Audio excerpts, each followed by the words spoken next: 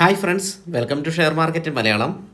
SWPയുടെ കുറച്ചും കൂടെ ഡീറ്റെയിൽ ആയിട്ടുള്ള വീഡിയോ പ്രിപ്പയർ ചെയ്ത് വെച്ചു. അപ്പോൾ 2-3 ഡൗട്ടുകൾ വന്നു. അധികം ഒന്നുമില്ല, 2-3 ഡൗട്ടുകൾ. നമ്മൾ വളരെ വിശദമായ ഒരു ലെങ്തി വീഡിയോ SWPയുടെ കഴിഞ്ഞ ദിവസം അപ്ലോഡ് ചെയ്തായിരുന്നു. ആ വീഡിയോയുടെ ലിങ്ക് മുകളിൽ ഐ ബട്ടണിൽ കൊടുക്കാം കേട്ടോ, ഡിസ്ക്രിപ്ഷനിലും കൊടുത്തേക്കാം. ഇനി ഐ ബട്ടൺ മിസ് ചെയ്യുന്നവർക്ക് ഡിസ്ക്രിപ്ഷനിൽ കാണാം, അല്ലെങ്കിൽ ഈ വീഡിയോയുടെ ലാസ്റ്റ് അവിടെയും കൊടുത്തേക്കാം. എന്താണെന്ന് വെച്ചാൽ ഭയങ്കര ഇമ്പോർട്ടൻ്റ് ആയിട്ടുള്ള വീഡിയോ, നമുക്ക് ഭയങ്കര അഭിപ്രായം കിട്ടിയിട്ടുള്ള വീഡിയോ. ആ വീഡിയോ കണ്ടപ്പോൾ നമ്മുടെ വ്യൂവേഴ്സിന് കുറച്ച് സംശയങ്ങൾ വന്നു. ആ സംശയങ്ങൾ ഫുൾഫില്ല് ചെയ്തുകൊണ്ടുള്ള വീഡിയോ ആണിത്. ഇനി ഇതിലും എന്തെങ്കിലും സംശയം വരികയാണെങ്കിൽ നിങ്ങൾക്ക് ചോദിക്കാം. ആക്ച്വലി ഇപ്പോൾ നിങ്ങൾ ഈ സ്ക്രീനിൽ കാണുന്നില്ലേ, ഈ കമൻറ്റ് കാര്യങ്ങൾ കാണുന്നില്ലേ, ഇത് ഞാനിപ്പോൾ എക്സ്ട്രാ ആഡ് ചെയ്യുന്നതാണ് ഈ ഭാഗം. ഇതിലാണ് നിങ്ങളുടെ ഡൗട്ടുള്ളത്. ഇതുകൂടാതെ SWPയുടെ സെപ്പറേറ്റ് ആയിട്ട് ഒരു വീഡിയോ ചെയ്തിട്ടുണ്ട്. ശരിക്കും പറഞ്ഞാൽ SWPയുടെ വീഡിയോയിൽ ചില കൺഫ്യൂഷൻസ് വരും, അത് സ്വാഭാവികമാണ്. മ്യൂച്വൽ ഫണ്ടിനെ കുറിച്ച് നല്ല അറിവുണ്ടെങ്കിൽ നമുക്ക് ആ കൺഫ്യൂഷൻസ് സോൾവ് ചെയ്യാനായിട്ട് പറ്റും. പക്ഷേ കൺഫ്യൂഷൻസ് ഒഴിവാക്കാൻ പറ്റില്ല. അറിവ് കുറവാണെങ്കിൽ തീർച്ചയായിട്ടും ഭയങ്കരമായിട്ടുള്ള കൺഫ്യൂഷൻസ് വരും. അതിനെ ഓവർകം ചെയ്യുക എന്നുള്ളത്, അതിനെപ്പറ്റി അതിന് പഠിച്ചിട്ട് ചെയ്യുക എന്നുള്ളത്, ഒരുപാട് ബുക്കുകളും മറ്റുമൊക്കെ വായിച്ചു കഴിഞ്ഞിട്ടുണ്ടെങ്കിൽ അറിവ് കിട്ടും. അതായത് മ്യൂച്വൽ ഫണ്ട് റിലേറ്റഡ് ആയിട്ട് ബുക്സ് മറ്റും വായിച്ചാൽ ഒരുപാട് അറിവ് കിട്ടും. അങ്ങനെ അറിവ് കിട്ടിയാൽ മാത്രമേ നമുക്കിത് പഠിക്കാൻ പറ്റുള്ളൂ. ഒരിക്കലും ഒരു യൂട്യൂബ് വീഡിയോ കണ്ടിട്ട് പൂർണ്ണമായിട്ടും പഠിക്കാൻ പറ്റില്ല. കാരണം ഞാനൊക്കെ ഇത് പഠിക്കുന്ന സമയത്ത് നമ്മുടെ ബുക്സ് എന്ന് പറയുന്നത് തന്നെ കുറേ ഉണ്ട്. ഒരു വീഡിയോയിൽ അത് പറയാൻ പറ്റുമോ? ഒരു ബുക്സ് മൊത്തം എക്സ്പ്ലെയിൻ ചെയ്യാൻ പറ്റില്ല. അപ്പം നമ്മളത് പഠിച്ചിട്ടുള്ള ആളുകളായതുകൊണ്ടും അത് പാസ്സായിട്ടുള്ള ആളുകളായതുകൊണ്ടും നമുക്കൊരു ഐഡിയ ഉണ്ടാകും. പക്ഷേ ഈ വീഡിയോ കേൾക്കുന്ന അല്ലെങ്കിൽ കാണുന്ന ആളുകൾ എല്ലാവരും അങ്ങനെ പഠിച്ചിട്ടുണ്ടാവില്ല, ഉറപ്പല്ലേ? അപ്പോൾ അവർക്കത് കുറവായിരിക്കും. അവർ ആ നോളജിൻ്റെ അകത്ത് നിന്നായിരിക്കും ചോദിക്കുക. അപ്പോൾ ഡൗട്ടുകളും കാര്യങ്ങളും വരാം. ചില കാര്യങ്ങൾ ഞാൻ പറയുമ്പോൾ അത് ഓൾറെഡി എൻ്റെ മനസ്സിലത് പതിഞ്ഞ് കിടക്കുന്നതുകൊണ്ട് എനിക്കത് അണ്ടർസ്റ്റുഡാണ്. അപ്പോൾ ചില കാര്യങ്ങൾ ഞാൻ ഭയങ്കര എക്സ്പ്ലെയിൻ ചെയ്യാതെ പോകും. അത് മനഃപൂർവ്വമല്ല, അതെല്ലാവർക്കും അറിയാമല്ലോ എന്ന് കരുതിയിട്ടാണ്. ഇപ്പോൾ SIP എന്ന് പറഞ്ഞാൽ എല്ലാവർക്കും അറിയാം അല്ലേ? അപ്പോൾ അതാ ഇവിടെ നമുക്ക് കമൻറ്റ് വന്നിട്ടുണ്ട്. ഫസ്റ്റ് കമൻറ്റ് നോക്കൂ, SIP ആൻഡ് SWP എന്താണ് വ്യത്യാസം? അപ്പോൾ ഇതറിയില്ലാത്ത ആൾക്കാരും നമ്മുടെ വീഡിയോ കാണുന്നുണ്ട്. അപ്പോൾ 1-2 കമൻറ്റാണ്, ഞാനത് കവർ ചെയ്തിട്ട് പോകാം. കാരണം ഈ ഡൗട്ടുകൾ മിക്കവർക്കും ഉണ്ടാകാൻ സാധ്യതയുണ്ട്. ഇതല്ല SIP ആൻഡ് SWP അല്ല. SIP എന്താണെന്ന് വെച്ചാൽ നമ്മുടെ ബാങ്ക് അക്കൗണ്ടിൽ നിന്ന് മ്യൂച്വൽ ഫണ്ടിലേക്ക് സ്ഥിരമായിട്ട് ഒരു ക്യാഷ് പോകുന്നു. അതിന് പറയുന്ന പേരാണ് SIP എന്നുള്ളത്. ഈ സ്ഥിരമായി എന്നുള്ളത് എങ്ങനെയൊക്കെ വരാം? ഡെയിലി വേണമെങ്കിൽ പോകാം അല്ലേ? ഡെയിലി 100 രൂപ, 500 രൂപ, 1000 രൂപ അങ്ങനെ പോവാം. അതിന് ഡെയിലി SIP എന്ന് പറയും. മന്ത്ലിയും പോകാം. അപ്പോൾ മന്ത്ലി പോകുന്നതിന് മന്ത്ലി SIP എന്ന് പറയും. വീക്കിലി റെയറാണ്, വീക്കിലിയും വേണമെങ്കിൽ പോകാം. പിന്നെ അതിന് വേറെയും മെത്തേഡുകളുണ്ട്. ചില പ്ലാറ്റ്ഫോമിൽ വീക്കിലി സപ്പോർട്ട് ചെയ്യില്ല, അപ്പം 4 മന്ത്ലി ചെയ്താൽ മതി, 4 ഡേറ്റിൽ, അങ്ങനെയൊക്കെ ഉണ്ട്. ചില പ്ലാറ്റ്ഫോമിൽ ഡെയിലി സപ്പോർട്ട് ചെയ്യില്ല, അവിടെ പിന്നെ ഡെയിലി ചെയ്യാൻ വേറെ മാർഗ്ഗങ്ങളൊന്നുമില്ല. പക്ഷേ വീക്കിലിക്ക് നമുക്ക് മറ്റു ഓപ്ഷൻസ് ഉണ്ട്. അപ്പോൾ ഈ മെത്തേഡിനാണ് SIP എന്ന് പറയുക. ഈ പൈസ എവിടെ നിന്നാണ് പോകുന്നത്? നമ്മുടെ ബാങ്ക് അക്കൗണ്ടിൽ നിന്ന് നേരെ മ്യൂച്വൽ ഫണ്ടിലേക്കാണ് ഈ പൈസ പോകുന്നത്. ഇനിയിപ്പോൾ നമുക്ക് SWP എന്താണെന്ന് നോക്കാം. Systematic withdrawal plan. ഇത് നമ്മുടെ മ്യൂച്വൽ ഫണ്ടിൽ നിന്ന് നേരെ നമ്മുടെ ബാങ്ക് അക്കൗണ്ടിലേക്ക് SIP എങ്ങനെയാണോ പോകുന്നത് അതേപോലെ പൈസ വരുന്ന മെത്തേഡ്. അതായത് വിൽക്കുന്നത് അതല്ലെങ്കിൽ റെഡീം ചെയ്യുക, ഒറ്റയടിക്ക് ഫുൾ എമൗണ്ട് വരിക എന്നുള്ളതല്ല, സിസ്റ്റമാറ്റിക്കായിട്ട് വരിക. ഇപ്പോൾ ഈ മാസം 10,000 രൂപ വന്നാൽ അടുത്ത മാസം 10,000 രൂപ വരിക, അങ്ങനെ. അതിനാണ് SWP എന്ന് പറയുന്നത്. ഇനി അതുകൂടാതെ ഒരു സംഭവം കൂടിയുണ്ട്, STP. അദ്ദേഹം STP ആണോ ചോദിച്ചതെന്നൊരു ഡൗട്ടുണ്ട്. എന്തായാലും STP എന്ന് പറയുന്നത്, നമ്മൾ ഒരു മ്യൂച്വൽ ഫണ്ടിൽ പൈസ ഇടും. ഞാൻ ഇതെല്ലാം ഒന്ന് മായ്ക്കാം. ഒരു മ്യൂച്വൽ ഫണ്ടിൽ പൈസ ഇടും. അവിടുന്ന് ഒന്നോ അതിലധികമോ മ്യൂച്വൽ ഫണ്ടുകളിലേക്ക് സ്ഥിരമായിട്ട് ചെറിയ എമൗണ്ട് വെച്ചിട്ട് ഇങ്ങനെ പോയിക്കൊണ്ടിരിക്കും. ചെറിയ എമൗണ്ട് വെച്ചിട്ട് പോയിക്കൊണ്ടിരിക്കും. അതിപ്പോൾ സാധാരണ ഒരെണ്ണമാണ് കേട്ടോ, അത് 2 എണ്ണം ചെയ്യാം, 3 എണ്ണം ചെയ്യാം, അങ്ങനെയൊക്കെ ചെയ്യാം. അപ്പോൾ ഇതിൻ്റെ പ്രത്യേകത എന്താണെന്ന് വെച്ചാൽ, ഒരു AMCയിലുള്ള ഫണ്ടുകൾ തമ്മിൽ ഇങ്ങനെ ട്രാൻസാക്ഷൻസ് സാധിക്കുകയുള്ളൂ. എല്ലാ പ്ലാറ്റ്ഫോമിലും ഈ ഒരു ഫെസിലിറ്റി ഇല്ല, ഉള്ള പ്ലാറ്റ്ഫോംസ് ഉണ്ട്. എന്തായാലും നിങ്ങൾക്ക് അറിയാമല്ലോ, ലിങ്കുകൾ ഡിസ്ക്രിപ്ഷനിൽ കൊടുത്തിട്ടുണ്ട്. നമ്മുടെ അസറ്റ് പ്ലസിലും വാട്സപ്പ് ബസാറിലും ഒക്കെ ഈ ഫെസിലിറ്റി ഉണ്ട്. ഏഞ്ചൽ വണ്ണിൽ ഇല്ല കേട്ടോ. ഏഞ്ചൽ വണ്ണിൽ സ്വിച്ച് ചെയ്യാനുള്ള ഓപ്ഷനേ ഉള്ളൂ. സ്വിച്ച് ഞാൻ പിന്നീട് വിശദീകരിക്കാം, ഇതാണല്ലോ ചോദിച്ചത്.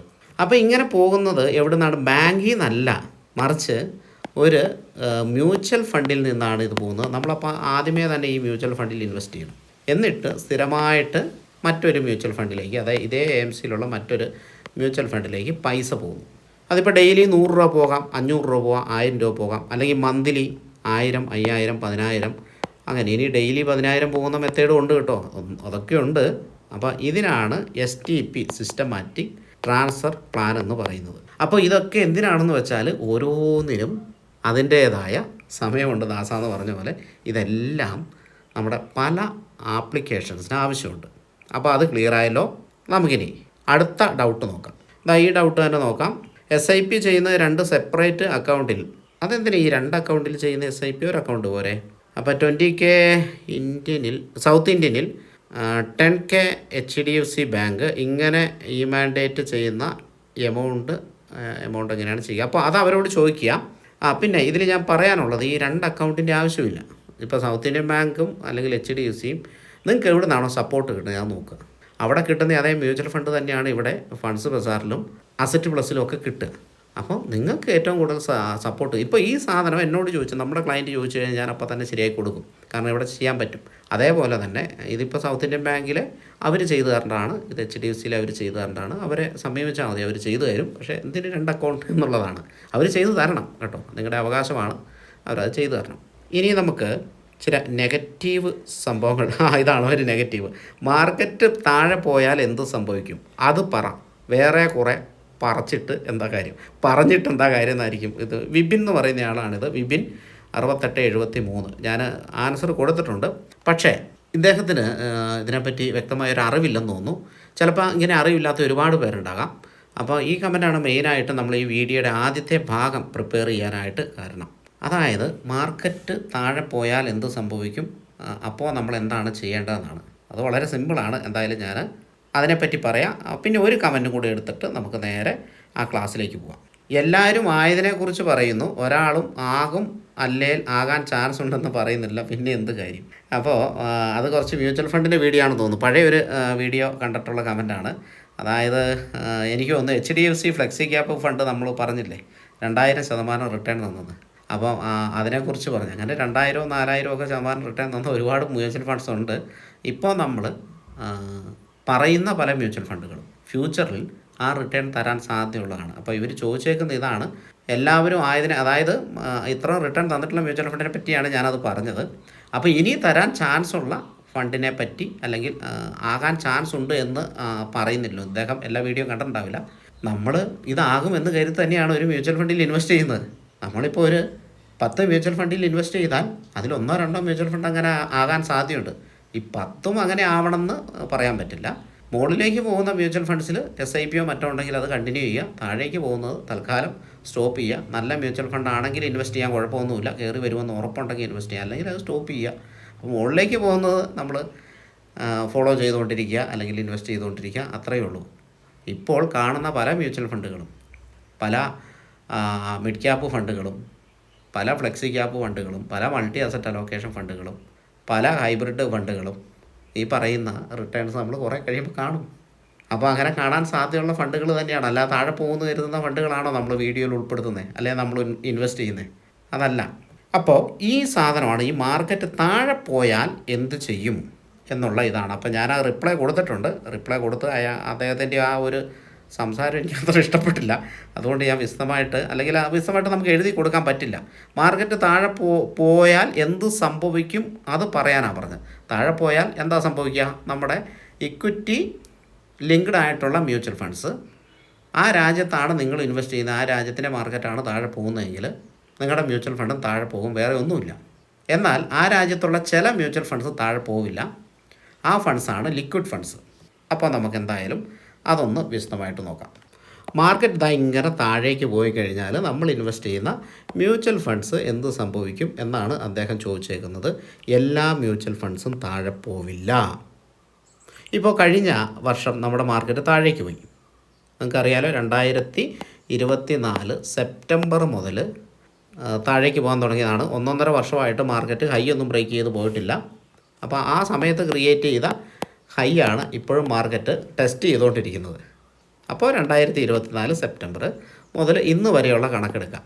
നമ്മുടെ മാർക്കറ്റ് വലിയ റിട്ടേൺ ഒന്നും തന്നിട്ടില്ല. നമുക്ക് കണക്ക് കൂട്ടാം, 10% റിട്ടേൺ ആണ് തന്നിരിക്കുന്നത്. അതായത് നിഫ്റ്റി 50, നമ്മൾ ഈ മാർക്കറ്റ് എന്ന് കൊണ്ട് ഉദ്ദേശിക്കുന്നത് നിഫ്റ്റി 50 ആണ്. അതായത് ഇന്ത്യയിലെ ഏറ്റവും വലിയ 50 കമ്പനികൾ, ആ 50 കമ്പനികൾക്ക് പറയുന്ന പേരാണ് നിഫ്റ്റി 50. അപ്പോൾ ഇതിൻ്റെ റിട്ടേൺ എന്ന് പറയുന്നത് ഞാൻ റഫ്ലി എടുക്കുകയാണ്, ഒരു 10% ആണ് എന്ന് വിചാരിച്ചു. ഈ 1.5 വർഷത്തെ റിട്ടേൺ എന്ന് പറയുന്നത് 10 ഞാനിപ്പോൾ എക്സാക്റ്റ് ഇപ്പം നോക്കിയിട്ടില്ല, ഏതാണ്ട് അതിൻ്റെ വട്ടത്തിലാണ്. എന്നാൽ ഇവിടെ മിഡ് ക്യാപ്പും സ്മോൾ ക്യാപ്പും വലിയ റിട്ടേൺ ഒന്നും തന്നിട്ടില്ല എന്ന് നമുക്ക് കാണാം. അത് 10% റിട്ടേൺ തന്നിട്ടില്ല. എന്നാൽ ഈ സമയത്ത് നമ്മളിപ്പോൾ നേരത്തെ വീഡിയോ ചെയ്തിട്ടുള്ള HDFC ഫ്ലെക്സി ക്യാപ്പ് ഫണ്ട്, ഇത് ഒരു വർഷത്തെ റിട്ടേൺ എന്ന് പറയുന്നത് എനിക്ക് തോന്നുന്നു 15 to 18% ഫ്ലെക്സി ക്യാപ്പ്. ഞാൻ ഇന്ന് നോക്കിയിട്ടില്ല. എനിവേ 15% എന്ന് കൂട്ടിക്കോ, ഈ റേഞ്ചാണ് ഇതിൻ്റെ ഒരു വർഷത്തെ റിട്ടേൺ എന്ന് പറയുന്നത്. 18-20% റിട്ടേൺ, അല്ലെങ്കിൽ 15 തന്നെ കൂട്ടിക്കോ. ആ റിട്ടേൺ തന്നിട്ടുള്ള മൾട്ടി അസറ്റ് അലോക്കേഷൻസ് ഫണ്ട് ഒരുപാടുണ്ട്. പിന്നെ ഗോൾഡ് ഉണ്ട്. ഗോൾഡ് ഭീകരമായിട്ടുള്ള റിട്ടേൺ തന്നു. സിൽവർ ഭീകരമായിട്ടുള്ള റിട്ടേൺ തന്നു. പിന്നെ മൾട്ടി അസറ്റ് അലോക്കേഷൻ ഫണ്ട്, മാഫ് എന്ന് പറയും, ചുരുക്കപ്പേരിൽ MAAF. അപ്പോൾ ഈ ഒരു ഫണ്ട് നമുക്ക് ഭയങ്കരമായിട്ടുള്ള റിട്ടേൺ തന്നു. ഇനിയും ഭയങ്കരമായിട്ടുള്ള റിട്ടേൺ തന്നിട്ടുള്ള ഫണ്ടുകളുണ്ട്. എനിക്ക് ഒന്ന് ഓട്ടോ സെക്ടറിൽ പെട്ടിട്ടുള്ള ഫണ്ടുകൾ തന്നിട്ടുണ്ട്. പിന്നെ ഭീകരമായിട്ട് റിട്ടേൺ തന്നിട്ടുള്ള ഫണ്ടുകളാണ് ഇൻ്റർനാഷണൽ ഫണ്ട്സ്. അപ്പോൾ നമുക്കൊന്ന് വായിക്കാം. ഇൻ്റർനാഷണൽ ഫണ്ടിൽ US ഇൻവെസ്റ്റ് ചെയ്യുന്ന ഫണ്ടുകൾ നമ്മുടെ ക്ലയൻസിന് അറിയാമായിരിക്കും. ഞാൻ സ്ഥിരമായിട്ട് അവരോട് പറയാറുണ്ട്, ഇതിന് നേരത്തെ പറയാറുണ്ട്, പലരുടെയും ഇൻവെസ്റ്റ്മെൻറ്റിൽ കാണും. ഈ US ഇൻവെസ്റ്റ് ചെയ്യുന്ന ഫണ്ട് നമുക്ക് നല്ല റിട്ടേൺ തന്നിട്ടുണ്ട്. പിന്നെ മറ്റ് ഫണ്ടുകളും ഉണ്ട്. പല ഫണ്ടുകളും ഇപ്പോൾ വാങ്ങാൻ പറ്റില്ല എന്നുള്ളതുകൊണ്ട് ഞാനിപ്പോൾ അതിലേക്ക് കടക്കുന്നില്ല. ഒരു 19 ഇൻ്റർനാഷണൽ ഫണ്ട്സിൻ്റെ ലിസ്റ്റ് നമ്മൾ നമ്മുടെ ഗ്രൂപ്പിൽ ഷെയർ ചെയ്തിട്ടുണ്ട്, ടെലിഗ്രാം ചാനലിൽ. അപ്പോൾ അവിടെ പോയി നോക്കിക്കഴിഞ്ഞാൽ ആ ലിസ്റ്റ് കിട്ടും. അതിലേതൊക്കെ ഇൻവെസ്റ്റ് ചെയ്യാൻ പറ്റുമെന്ന് നോക്കുക. ഞാൻ ഇൻ്റർനാഷണൽ ഫണ്ടുകൾ പരിചയപ്പെടുത്തുന്നുണ്ട്. അപ്പോൾ ആ ഫണ്ടുകൾ നമുക്ക് നല്ല റിട്ടേൺ തന്നിട്ടുണ്ട്. ഇനി ഈ സമയങ്ങളിൽ മാർക്കറ്റ് താഴേക്ക് പോയപ്പോൾ താഴേക്ക് പോകാതിരുന്ന ഫണ്ടുകളാണ് ഡെറ്റ് ഫണ്ടുകൾ. കടപ്പത്രങ്ങൾ ഇൻവെസ്റ്റ് ചെയ്യുന്ന മ്യൂച്വൽ ഫണ്ടുകളുണ്ട്, ഡെറ്റ് ഫണ്ടുകൾ. ശരിക്കും പറഞ്ഞിട്ടുണ്ടെങ്കിൽ നമ്മൾ STPയുടെ കാര്യം പറഞ്ഞു അല്ലേ. STP ചെയ്യുമ്പോൾ ഈ ഡെറ്റ് ഫണ്ടുകളിൽ ഇൻവെസ്റ്റ് ചെയ്തിട്ട്, ഈ ഡെറ്റ് ഫണ്ടുകൾ തന്നെ 16 കൂട്ടം ഫണ്ടുകളുണ്ട്. ചില ഫണ്ടുകൾ ഒട്ടും താഴേക്ക് പോകില്ല. മാർക്കറ്റ് ഇപ്പോൾ എങ്ങനെയൊക്കെ താഴേക്ക് പോയാലും ഒട്ടും താഴേക്ക് പോകാത്ത ഫണ്ടുകളുണ്ട്. അതിന് ഉദാഹരണമാണ് ലിക്വിഡ് ഫണ്ടുകൾ. ഒട്ടുമില്ലെന്ന് ചോദിച്ചാൽ ചെറിയ ഇൻട്രസ്റ്റ് റേറ്റിൻ്റെ ഒക്കെ റിസ്ക്കുകളുണ്ട്. അപ്പോൾ ഇതിൽ കിട്ടുന്ന റിട്ടേൺ എന്ന് പറയുന്നത് വളരെ കുറവായിരിക്കും. FDയുടെ റിട്ടേൺ കിട്ടാം, അല്ലെങ്കിൽ FDനെ കഴിഞ്ഞ് താഴ്ന്ന റിട്ടേൺ കിട്ടുന്ന ഫണ്ടുകൾ. ഇപ്പോൾ ഡെറ്റ് ഫണ്ടുകളിൽ FDയുടെ റിട്ടേൺ കിട്ടുന്ന ഫണ്ടുകളും FDയുടെ മുകളിൽ റിട്ടേൺ കിട്ടുന്ന ഫണ്ടുകളും FDക്ക് താഴെ റിട്ടേൺ കിട്ടുന്ന ഫണ്ടുകളും ഉണ്ട്. അല്ലെങ്കിൽ ഈ 16 ഫണ്ടിൻ്റെ ആവശ്യമില്ല, ഒരു ടൈപ്പ് ഫണ്ട് പോരെ. അപ്പോൾ ഇതിൽ തന്നെ ചെറിയ റിസ്ക്കുള്ള ഫണ്ടുകളും കുറച്ചും കൂടി റിസ്ക്കുള്ള ഫണ്ടുകളുണ്ട്. നോർമലി ഡെറ്റ് ഫണ്ടിൽ വലിയ റിസ്ക് ഇല്ല, താരതമ്യം ലോ റിസ്ക് ആയിരിക്കും, അല്ലെങ്കിൽ ലോ ടു മോഡറേറ്റ് റിസ്ക് ആയിരിക്കും. അപ്പോൾ നമ്മൾ നമ്മുടെ ക്ലയൻസിൻ്റെ പൈസ, അല്ലെങ്കിൽ നിങ്ങളുടെ പൈസ നിങ്ങൾക്കിത് അറിയാമെങ്കിൽ ആ ഫണ്ടിലായിരിക്കും പാർക്ക് ചെയ്യുക. ആ ഫണ്ടിൽ പാർക്ക് ചെയ്തിട്ട് ഈ പറയുന്ന STP ചെയ്യാം. ഞാൻ ആ ഒരു വീഡിയോയിൽ SWPനെ കുറിച്ചാണ് വിശദീകരിച്ചിരിക്കുന്നത്. ഈ SWP ചെയ്യുന്നതിന് മുമ്പ് വേണമെങ്കിൽ STP ചെയ്യാം കേട്ടോ. അപ്പോൾ എന്തിനാണ് ഇതൊക്കെ ചെയ്യുന്നതെന്ന് ചോദിച്ചാൽ, നമുക്കെന്തെങ്കിലും തലയ്ക്ക് കുഴപ്പമുണ്ടായിട്ടാണ് ചെയ്യുന്നത്? അല്ല, അതിന് അതിൻ്റേതായ റിസ്ക്കുകളുണ്ട്. ഇപ്പോൾ മാർക്കറ്റ് താഴേക്കാണ് പോകുന്നതെന്ന് കണ്ടു കഴിഞ്ഞാൽ ഹൈ റിസ്ക്കുള്ള ഫണ്ടിൽ നിന്ന് ലോ റിസ്ക്കുള്ള ഫണ്ടിലേക്ക് നമ്മൾ ഫണ്ട് ട്രാൻസ്ഫർ ചെയ്യുന്നു. നോർമലി ഞാൻ ആ പറഞ്ഞേക്കുന്നത് ഇങ്ങനെ ട്രാൻസ്ഫർ ചെയ്യുന്ന മെത്തേഡൊന്നും പറഞ്ഞിട്ടില്ല. നോർമലി ഒരു ചെറിയ കറക്ഷൻ ആണെങ്കിൽ ഒരു കുഴപ്പമില്ല, ആ SWP അങ്ങനെ തന്നെ നടന്നു പോകും. അപ്പോൾ നേരത്തെ വീഡിയോ കാണാത്തവരാണെങ്കിൽ അത് കാണണം കേട്ടോ. ലിങ്ക് ഈ പറഞ്ഞ പോലെ ഡിസ്ക്രിപ്ഷനിലും അവിടെ ഇവിടെയൊക്കെ കൊടുത്തിട്ടുണ്ട്. അത് കണ്ടില്ലെങ്കിൽ നിങ്ങൾക്ക് ഒന്നും മനസ്സിലാവില്ല. അതിൽ ഹൈ റിസ്ക്കുള്ള ഫണ്ടുകളും ഡെറ്റ് ഫണ്ടുകളും പറയുന്നുണ്ട്. ഹൈബ്രിഡ് ഫണ്ടുകളും പറയുന്നുണ്ട്. ഹൈബ്രിഡ് ഫണ്ടുകൾ താരതമ്യം റിസ്ക് ഉള്ളതുകൊണ്ട് റിസ്ക് ഇല്ലാത്തതുകൊണ്ട്. ഈ ഹൈബ്രിഡ് ഫണ്ടുകൾ 7 എണ്ണമുണ്ട്, ഡെറ്റ് ഫണ്ടുകൾ 16 എണ്ണമുണ്ട്. ഈ 7 എണ്ണത്തിൻ്റെയും, അതായത് കാറ്റഗറി വൈസ് നോക്കുമ്പോൾ റിസ്ക് വളരെ കൂടിയ ഫണ്ടുകളുമുണ്ട്, റിസ്ക് വളരെ കുറഞ്ഞ ഫണ്ടുകളുമുണ്ട്. ആക്ച്വലി മാർക്കറ്റിൽ ഇപ്പോൾ എന്തെങ്കിലും സംഭവിക്കുന്നുണ്ട്, മാർക്കറ്റ് ഇപ്പോൾ മോശം കണ്ടീഷനിലാണെങ്കിൽ ഈ ലോ റിസ്ക് ഫണ്ടിലേക്ക് ഹൈ റിസ്ക് ഫണ്ടിൽ നിന്ന് പൈസ ട്രാൻസ്ഫർ ചെയ്യാനായിട്ട് സാധിക്കും. സ്വിച്ചിങ് എന്ന് പറയും. ഇങ്ങനെ സ്വിച്ച് ചെയ്യാനായിട്ട് സാധിക്കും. അപ്പോൾ ഇങ്ങനെ സ്വിച്ച് ചെയ്യുമ്പോൾ നമ്മൾ വിഡ്രോ ചെയ്യുന്നത് എവിടെ നിന്നായിരിക്കും? ഈ ഡെറ്റ് ഫണ്ടിൽ നിന്നായിരിക്കും. ഡെറ്റ് ഫണ്ട് ഞാൻ പറഞ്ഞല്ലോ റിസ്ക് വളരെ കുറഞ്ഞിട്ടുള്ള ഫണ്ടുകളാണ്. അപ്പോൾ ഈ ഡെറ്റ് ഫണ്ടുകളിൽ നിന്നായിരിക്കും പിന്നീട് നമ്മൾ ക്യാഷ് വിഡ്രോ ചെയ്യുന്നത്. അപ്പോൾ അതിനുള്ള ക്യാഷ് ഡെറ്റ് ഫണ്ടിൽ നമ്മൾ എന്ത് ചെയ്യണം? സേവ് ചെയ്ത് വെക്കണം. ഇപ്പോൾ ഒരു ഉദാഹരണം പറയുകയാണെങ്കിൽ 50 ലക്ഷത്തിൻ്റെ കാര്യമാണ് നമ്മളവിടെ സംസാരിച്ചത്. ഇതിൽ 20 ലക്ഷം രൂപയും ഡെറ്റ് ഫണ്ടിൽ വെക്കുന്നു. ബാലൻസ് 30 ലക്ഷം രൂപയാണ് ഹൈബ്രിഡ് ഫണ്ടിൽ വെക്കുന്നത്. അപ്പോൾ മാർക്കറ്റിൽ എന്തെങ്കിലും സംഭവിക്കുകയാണെങ്കിൽ 1-2 വർഷത്തേക്ക് സഫീഷ്യൻ്റായിട്ട് വിഡ്രോ ചെയ്യാനുള്ള പൈസ ഇവിടെയുണ്ട്. 1 വർഷമല്ല, 2 വർഷമല്ല, 3 വർഷത്തേക്കൊക്കെ നമുക്ക് 3 വർഷം അല്ല അതിൽ കൂടുതൽ അത് നമ്മൾ സംസാരിക്കും, ക്ലയൻറ്റുമായിട്ട് സംസാരിച്ചിട്ടായിരിക്കും ആ ഒരു സംഭവം ഉണ്ടാകുന്നത്. നമ്മൾ എത്ര ഇവിടെ പാർക്ക് ചെയ്യണമെന്ന് തീരുമാനമെടുക്കുന്നത്. നോർമലി പല തരത്തിലുള്ള ഡെറ്റ് ഫണ്ടുകളിൽ നമ്മൾ ഇൻവെസ്റ്റ് ചെയ്യുന്നുണ്ടാവും. ഇവിടെ ക്ലയൻസിന് ഗ്രീഡ് കൂടിപ്പോയാൽ റിസ്ക് കൂടാനുള്ള സാധ്യതയുണ്ട്. അപ്പം നമ്മൾ പരമാവധി ഗ്രീഡ് കുറയ്ക്കുക. 50 ലക്ഷമുള്ള ഈ വ്യക്തി, കൃഷ്ണൻ എന്ന് പറയുന്ന വ്യക്തിക്ക് 20 ലക്ഷം രൂപ ഡെറ്റ് ഫണ്ടിൽ ഇൻവെസ്റ്റ് ചെയ്ത് കഴിഞ്ഞാൽ അത് പിന്നെ താഴെ പോകുന്നില്ല എന്ന് വിചാരിച്ചോളൂ. കാരണം മാർക്കറ്റ് താഴെ പോയാലും ലിക്വിഡ് ഫണ്ടുകൾ താഴെ പോകുന്നില്ല. പിന്നെ RBI റേറ്റ് ഉയർത്തുകയും താഴ്ത്തുകയും ചെയ്യുമ്പോൾ അതനുസരിച്ച് വ്യത്യാസം ഉണ്ടാവും. അതിപ്പോൾ എല്ലാത്തിലും ഉണ്ട്. FDയിലുണ്ടാവും, പോസ്റ്റ് ഓഫീസിൽ ഇടുമ്പോൾ ഉണ്ടാവും, എല്ലായിടത്തും ഉണ്ടാവും അത്. അപ്പോൾ ഒരാൾക്ക് 30,000 രൂപ വെച്ച് ആവശ്യമുണ്ടെങ്കിൽ എത്ര 30,000 ഈ 20 ലക്ഷത്തിലുണ്ട്? എത്ര വർഷം അദ്ദേഹത്തിന് വിഡ്രോ ചെയ്യാം? 10 മാസമാകുമ്പം അദ്ദേഹം വിഡ്രോ ചെയ്യുന്നത് 3 ലക്ഷമായിരിക്കും. 12 മാസമാകുമ്പോൾ 3.6 ലാക്സ്. അപ്പോൾ 1 വർഷമായി. ഇനി രണ്ടാമത്തെ വർഷം 3.6 ലാക്സ്. അപ്പോൾ 7.2 ഇത്രയും ലക്ഷം ആയിട്ടുള്ളൂ. ഇപ്പോൾ 2 വർഷം കഴിഞ്ഞ്. മൂന്നാമത്തെ വർഷം അദ്ദേഹം വിഡ്രോ ചെയ്യുന്നത് 3.6 ലാക്സ്. അപ്പോൾ 10.8 20 ലക്ഷം രൂപയാണ് ഇവിടെ പാർക്ക് ചെയ്തിരിക്കുന്നത്. അപ്പോൾ 10 ലക്ഷം പാർക്ക് ചെയ്താലും മതി, കുഴപ്പമൊന്നുമില്ല. ഒരു മാർക്കറ്റ് 3 വർഷമൊക്കെ കറക്റ്റ് ചെയ്യുക എന്നുള്ളത് വളരെ വളരെ അപൂർവമായിട്ട് സംഭവിക്കുന്ന കാര്യങ്ങളാണ്. ഞാൻ ആദ്യമേ കുറേ സംഭവങ്ങൾ പറഞ്ഞു. നമുക്ക് ഇൻ്റർനാഷണൽ ഫണ്ട്സ് ഉണ്ട്, അതുപോലെ തന്നെ മൾട്ടി അസറ്റ് ഫണ്ട്സ് ഉണ്ട്. ഈ മാർക്കറ്റ് കറക്ഷനിലും പെർഫോം ചെയ്യുന്ന ഫണ്ട്സ് ഉണ്ട്. ഇപ്പോൾ ഒരു യുദ്ധമോ കാര്യങ്ങളോ ഒക്കെ വരുന്നുണ്ടെങ്കിൽ നമ്മുടെ സ്വർണവും വെള്ളിയൊക്കെ നല്ല രീതിയിൽ പെർഫോം ചെയ്യും. അപ്പോൾ അവിടെയൊക്കെ നമ്മൾ ഇൻവെസ്റ്റ്മെൻറ്റ് ചെയ്യും. അപ്പോൾ നമ്മൾ ഇൻവെസ്റ്റ് ചെയ്യുന്ന എല്ലാ സാധനവും തലയെ കുത്തി താഴെ പോകുമെന്ന അർത്ഥമില്ല. നമ്മൾ ആ സമയത്തും പെർഫോമൻസ് ഉള്ള സംഭവങ്ങൾ നോക്കുന്നുണ്ടാകും. കുറച്ച് 1 ലക്ഷം രൂപ വെച്ചോ 50,000 രൂപ വെച്ചോ ഒക്കെ അതിലും ഇൻവെസ്റ്റ് ചെയ്യുന്നുണ്ടാകും. അതാണ് മാർക്കറ്റ് താഴേക്ക് പോകുമ്പം എന്ത് ചെയ്യും എന്നുള്ളതിൻ്റെ ഉത്തരം. നമ്മൾ ഓരോ ആക്ഷൻസ് ചെയ്യുന്നുണ്ടാകും ആ സമയത്ത്. അതായത് ലാഭം കൂടാൻ വേണ്ടിയിട്ട് ഹൈ റിസ്ക് ഉള്ള ഫണ്ടിൽ എല്ലാ പൈസയും കൊണ്ട് ഇടുമ്പോഴാണ് ഈ പ്രശ്നമുള്ളൂ. സെക്യൂരിറ്റിക്ക് വേണ്ടിയിട്ട് ഡെറ്റ് ഫണ്ടുകളിലും ഹൈബ്രിഡ് ഫണ്ടുകളിലും ക്യാഷ് പാർക്ക് ചെയ്ത് കഴിഞ്ഞാൽ ഈ പ്രശ്നമില്ല, ഈ വലിയ റിസ്കിൻ്റെ ആവശ്യമൊന്നുമില്ല. പക്ഷേ എല്ലാ പൈസ അങ്ങനെ ചെയ്യരുത്. സിസ്റ്റമായിട്ട് നമ്മൾ ഒരു ലംസം പൈസയുള്ള ഒരാൾക്ക് സിസ്റ്റമാറ്റിക്കായിട്ട് അത് ഒന്ന് റിസ്ക് കുറഞ്ഞ ഫണ്ടിൽ വേണമെങ്കിൽ മൊത്തം ഇടാം. മൊത്തം ഇടുമ്പോൾ അത് ഒരു ഫണ്ടിലായിരിക്കില്ല ഇടുക. ഒരു 10 ഫണ്ടിലിടുന്നു. അവിടെ നിന്ന് നമ്മളിപ്പോൾ എല്ലാ മാസവും അല്ലെ ഡെയിലി ബേസിലൊക്കെ 1000 500 ഒക്കെ വെച്ചിട്ട് STP ചെയ്യുന്നു. ഹൈ റിസ്ക് ഉള്ള ഫണ്ടിലേക്ക് പൈസ ഇടുന്നു. ഈ പോകുന്ന പോക്കിൽ നമ്മൾ SWP ചെയ്യുന്നു. അതായത് റിസ്ക് കുറഞ്ഞ ഫണ്ടിൽ സഫീഷ്യൻ്റ് ആയിട്ടുള്ള പൈസയുണ്ട്. മാർക്കറ്റ് 1 2 3 വർഷമൊക്കെ താഴേക്ക് പോയാലും നമുക്ക് പ്രശ്നങ്ങളൊന്നുമില്ല. ആ സമയത്ത് STP ചെയ്യുന്നതുകൊണ്ട് അത് SIPയുടെ ബെനിഫിറ്റ് നമുക്ക് അവിടെ കിട്ടുന്നു. SIPയുടെ ബെനിഫിറ്റ് കിട്ടുന്നു. സൈമൾട്ടേനിയസ്ലി SWP നമ്മൾ ചെയ്യുന്നു. അതായത് ബാങ്കിലേക്ക് പൈസ ട്രാൻസ്ഫർ ചെയ്യുന്നു. നമ്മൾ ചെറിയ പൈസയല്ലേ ഇതിൽ നിന്ന് ബാങ്കിലേക്ക് ട്രാൻസ്ഫർ ചെയ്യുന്നത്. അപ്പോൾ മാർക്കറ്റ് കണ്ടീഷൻ താഴേക്ക് പോയാലും ഇതിന് സൊല്യൂഷനുണ്ട്. ശരിക്കും എനിക്ക് തോന്നുന്നു ആ കമൻറ്റിൽ അദ്ദേഹം ഇതാണ് ഉദ്ദേശിച്ചതെന്ന് തോന്നുന്നു. എനിക്ക് തോന്നിയത് എന്നെ കളിയാക്കിയതാണെന്ന് തോന്നിയത്. അതുകൊണ്ട് ഞാൻ അതുപോലെ ഒരു റിപ്ലൈ ആണ് അദ്ദേഹത്തിന് കൊടുത്തത്. പക്ഷേ ഈ സംശയം എല്ലാവർക്കും ഉണ്ടാകാം. ചോദിക്കുന്ന രീതികളാണ്. ഇപ്പോൾ ഒരു കാര്യം ഒരാളുടെ കയ്യിൽ നിന്ന് അറിയണമെങ്കിൽ മാന്യമായിട്ട് ചോദിക്കുക അല്ലേ. അതെങ്ങനെ മാർക്കറ്റ് ഇങ്ങനെ താഴേക്ക് വന്നു കഴിഞ്ഞാൽ എന്ത് ചെയ്യും, അതൊന്ന് പറഞ്ഞു തരാമോ? അങ്ങനെയൊക്കെ ചോദിച്ചു കഴിഞ്ഞാൽ ഉറപ്പായിട്ടും അത് നമുക്കത് വായിക്കാനും അത് വീഡിയോ ചെയ്യാനും ഒക്കെ ഭയങ്കര ഇൻട്രസ്റ്റ് ആയിരിക്കും. പക്ഷേ ഇതങ്ങനെയല്ല. ബാക്കി കുറേ പഠിച്ചിട്ടെന്നാ കാര്യം, പറഞ്ഞിട്ടെന്നാ കാര്യം, മാർക്കറ്റ് താഴെ പോയാൽ എന്നാ ചെയ്യും. ഈ വീഡിയോ കാണുമ്പോൾ എനിക്കിത് വ്യക്തമായിട്ട് എന്താ ചെയ്യേണ്ടതെന്ന് അറിയാം. ഇപ്പോൾ ആ കമൻ്റ് ഇട്ട വ്യക്തിക്ക് മനസ്സിലായി കാണുമോ, അല്ലെങ്കിൽ എന്തിനാണ് ചെയ്യേണ്ടതെന്ന് അദ്ദേഹത്തിന് മനസ്സിലായി കാണുമോ? എനിക്ക് തോന്നുന്നില്ല അങ്ങനെ അത്ര പെട്ടെന്ന് മനസ്സിലാകും എന്ന് ഞാൻ വിചാരിക്കുന്നില്ല. കുറേയൊക്കെ അറിവുള്ളവർക്ക് മനസ്സിലാവും. അറിവാണ് ഇതിൻ്റെ ഏറ്റവും പ്രധാനപ്പെട്ട മാനദണ്ഡം.